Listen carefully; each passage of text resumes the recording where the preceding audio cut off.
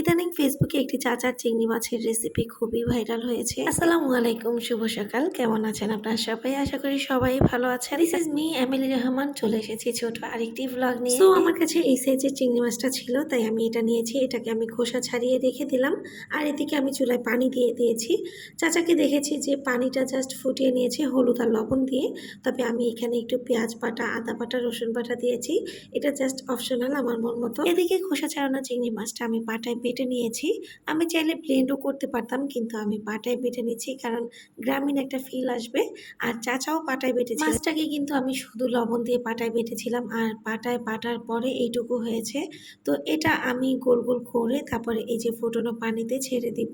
তারপরে এটাকে চুলায় কিছুক্ষণ রেখে দিবেন রান্না হওয়া পর্যন্ত। উপরে একটু আমি কাঁচা ঝাল দিয়ে দিয়েছি, আপনারা আপনাদের স্বাদ অনুযায়ী দিবেন। এদিকে আমি একটু গরম তেলে পেঁয়াজটাকে ভালোভাবে ভেজে উপর দিয়ে দিয়েছি। সত্যি কথা বলতে আমি জাস্ট ভিডিও করার জন্য অল্প পরিমাণে চিংড়ি মাছ নিয়েছিলাম, কিন্তু এটা যে এত সুস্বাদু হবে আমি ভাবতেও পারিনি। খুব কম সময়ে সামান্য কিছু উপকরণ দিয়ে এত মজার একটি রেসিপি হয়ে গেল।